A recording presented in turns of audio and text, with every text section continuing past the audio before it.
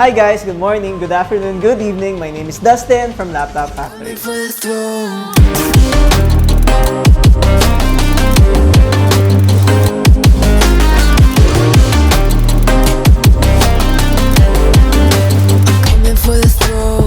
So it's been 3 weeks na hindi kami nakapag-shoot ng video kasi yung mga videos editor natin medyo busy sa online graduation ng mga estudyante. And by the way, meron din pala kaming school in case na gusto nyo i-enroll yung anak nyo doon.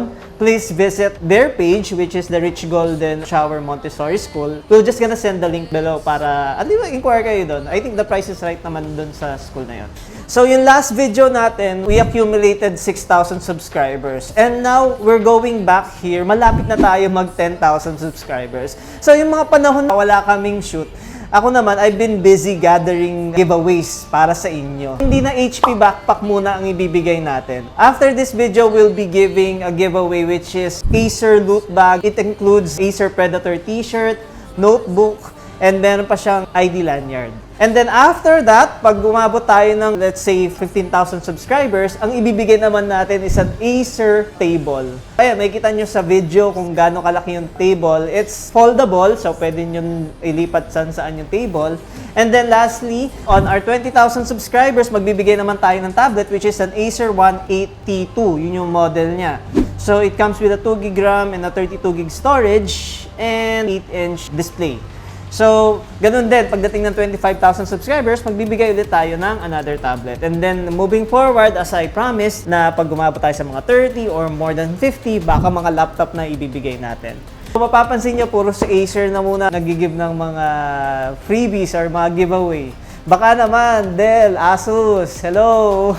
HP, baka pwede naman magbigay din kayo ng giveaway katulad din na Acer. Congratulations kay Leonard Mendoza na nanalo ng HP backpack. So please message us on Facebook for you to claim your reward. Now, let's proceed dun sa ginagawa talaga natin which is unboxing a laptop. Now, it's a gaming laptop and ang ano natin is an HP OMEN 15. Okay.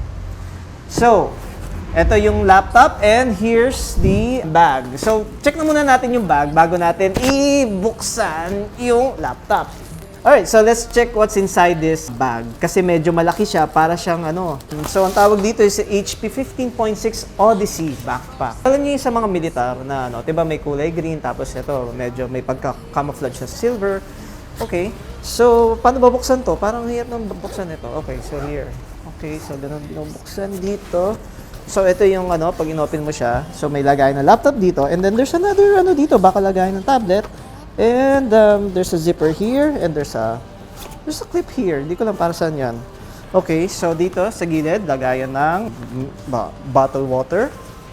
There's a pocket here. Actually, mataba siya. Maganda yung bag na to compared sa mga bag ng ibang brand. Okay, hindi na ako mag-name drop.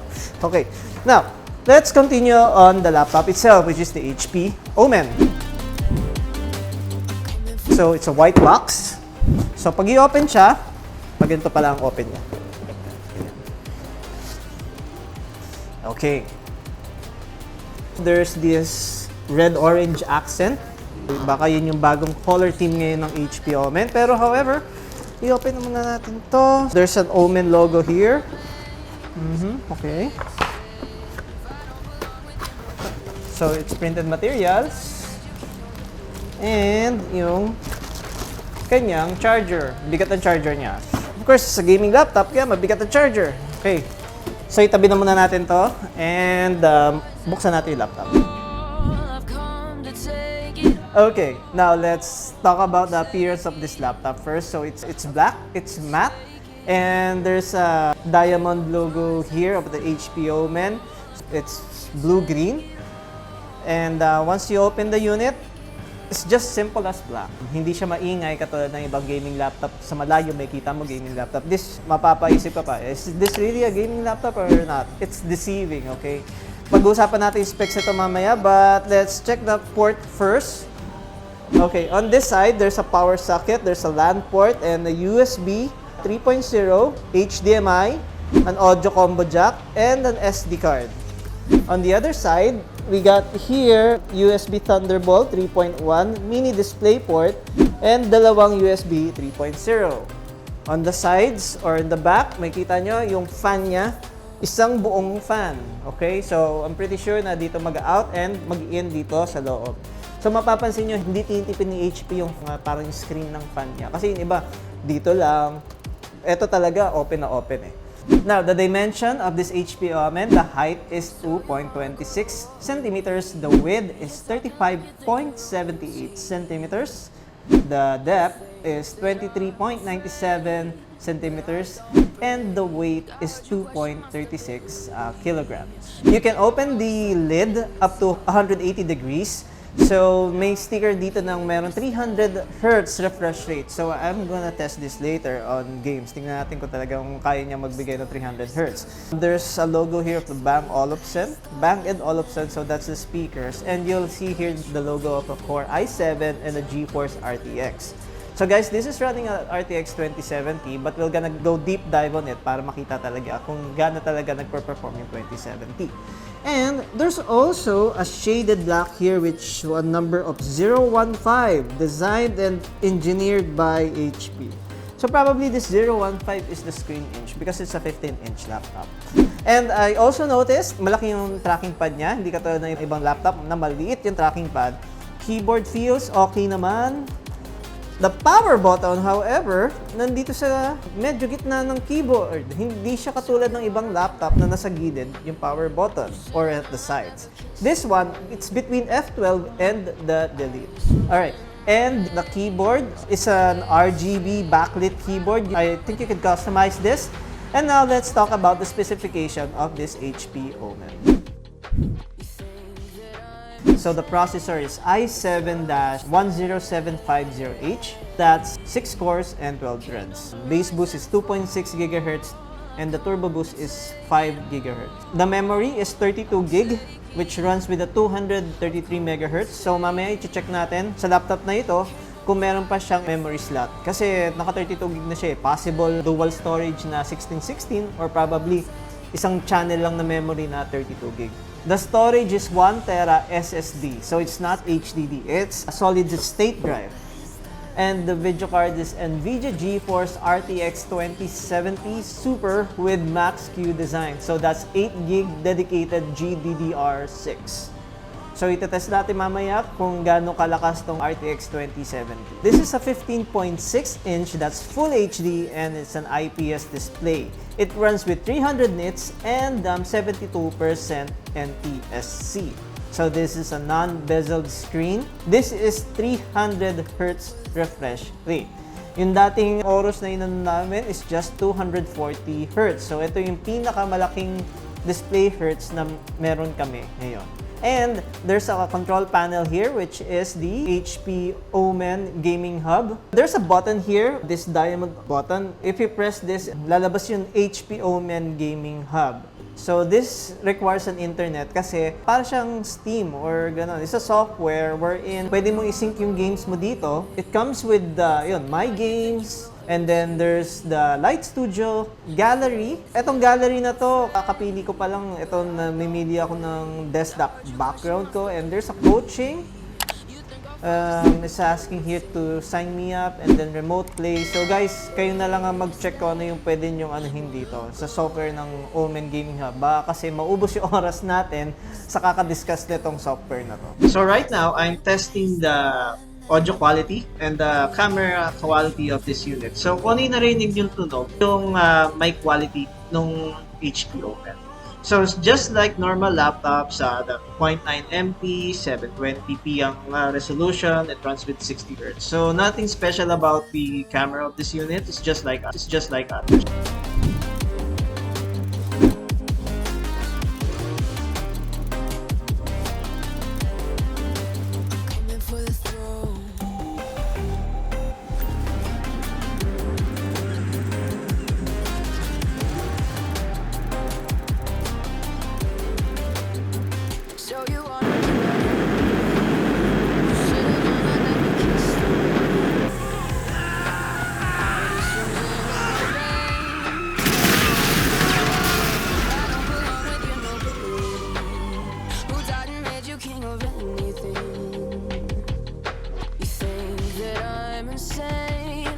your mistake.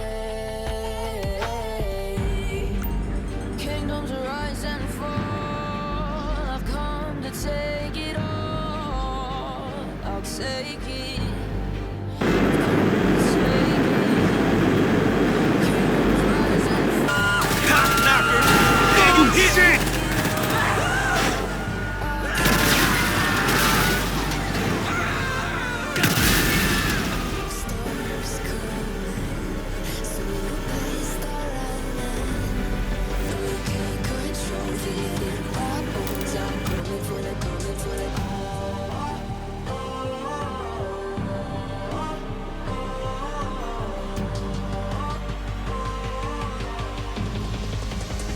For the throne.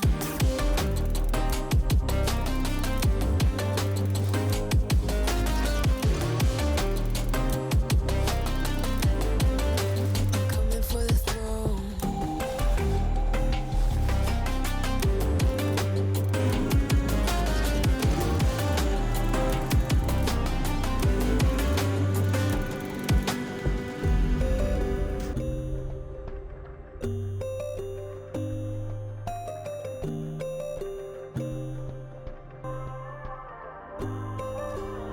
So you wanna go to war with me? You're talking like you think you're royalty. You think that I'm afraid, but I don't break. I heard you question my stability. You think I'll fall just like a guillotine, but Okay, so kanina tinignan natin yung memory nito. It's a 32 gig. We're not sure if this is dual storage na 1616 or isang channel na 32 gig. That is why we're gonna remove the chassis of this unit. Tatawagin natin yung technician natin para baklasin yung HP OMEN 50.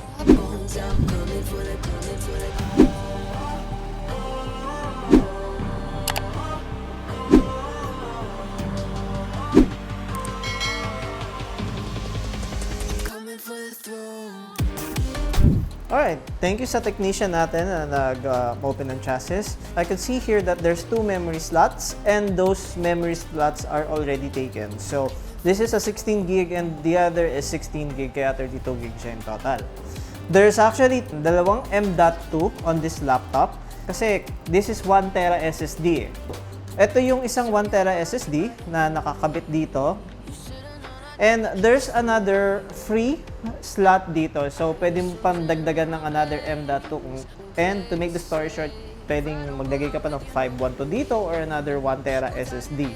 There's no 2.5 SATA here or yung lagayan ng HDD. But napansin ko rin dito sa mga lagayan ng SSD, this is already a heatsink eh. Minsan kasi umiinit yung SSD eh. And aside from the heatsink, meron din siyang cooling gel.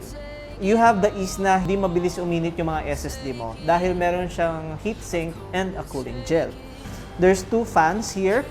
There's another heatsink here, color black yun. So I'm not sure kung nandito yung processor or nandito yung video card, which is which. The speakers are here and the battery is here. So, bago pala natin makalimutan, tignan natin yung specification ng charger. It comes with 2 ports by the way. So, eto, hindi naman natin laging ginagamit to sa Pilipinas, but you could buy an adapter para kabitan to. Kasi ito kasi may fuse. Ano ibig sabihin ng fuse? In case na masaksak mo to sa maling saksakan, hindi masisira yung charger mo. Ito lang masisira, yung fuse nito. Okay? Kung ayaw nyo naman gamitin to, ito yung ginagamit natin sa Pilipinas. Yung standard. Okay? Now, check na lang muna natin, quick look yung volts. So, this is 19.5 volts, that's 10.3 ampere, that's 200 watts. Okay, so balik na tayo dito sa unit natin. So, I think I said everything on this unit, unless meron pa ako nakita dito sa casing na to. So, mapapansin nyo, meron dito color black, blue, yellow, and purple. So, maraming salamat HP sa pagsasabi ng tamang color dito sa mga to. Okay, so now let's talk about the pros and the cons of this unit. Teka lang, tabi natin dito. Pros of the unit. Specs-wise, it's i7. It's running a 2070. It's 32 gig. And it's 1 tera SSD. And 300 Hz refresh rate. Ito yung mga hinahabol ng mga first-person shooting na gamers, yung refresh rate. Talagang mapapa-OMEN ka talaga sa specs nito. Now, about the cons naman napansin ko, since it's a matte, makikita mo talaga yung mga fingerprints talagang magkakalat talaga. talagang I think lagi ka dapat merong pamunas sa tabi mo para punasan mo at para hindi matambakan ng mga fingerprints. Okay? And sa isang cons na nakita ko, the video card is running a 2070. Mataas yung video card niya, however, we're in the generation of 30 series na kasi. Meron ng 3060, 3070, 3080. However, si HP OMEN, nagbebenta rin naman ng mga ganun laptop. Of course, the price will vary depending on the specs na bibilhin ninyo. Now, may mga magpa-question sa amin, pwede ba to pang AutoCAD or for 3D rendering? Yes, pwede. Pwede to sa Adobe Premiere if you're a creator. Pwede rin to sa games because it's running 300 refresh rate. Now, mag-a-ask ka, will this run on Crysis or Flight Simulator? Of course, yes, because it's running 2070. So, in case na may mga questions pa kayo, just comment down below. And guys, please don't forget to like and subscribe our page. Malapit na tayo mag 10,000. Habang tumataas yung subscribers namin, mas marami kaming ibibigay na giveaway sa inyo. Okay? And about the price, kung bibili nyo to sa iba, this is 110,000. Yung iba, bebenta ng 100,000. But here in Laptop Factory or in Circuit Base, we're selling this for only 90,000. So kayo na mag-check, is this worth it? Is this a bang in the buck? Is this ideal for creators or mga video editing? I told you the specs about it and nakita natin yung gameplay ng unit na ito. And we also offer cash on delivery. Just in case na ayaw nyo pumunta sa store namin, we deliver nationwide via LBC. Now, kung gusto niyo naman pumunta sa store namin, we do have stores nationwide. Our main office will be here in Quezon City. We do have stores in Baguio, Cebu, Davao, Naga. We're just gonna list the stores after this. And we also offer home credit sa store namin. And in case na ayaw niyo home credit, we also offer BILIS. It's an online payment. You don't need a credit card there. I think dalawang valid ID lang ang kailangan and there's an application form. And guys, the criteria for the giveaway, dapat you need to like and subscribe to our page and please share this video sa Facebook, okay? And then we are using an application kung sino yung nag-comply doon, siya yung mananalo. After this video, ilalagay namin kung sino yung panalo ng Acer loot bag. Okay? So I think ayun, nasabi ko na lahat, no? Wala na akong naiwan na kailangan sabihin. Okay, so this is Dustin from Laptop Factory. Thank you for watching. Have a good day. Bye-bye.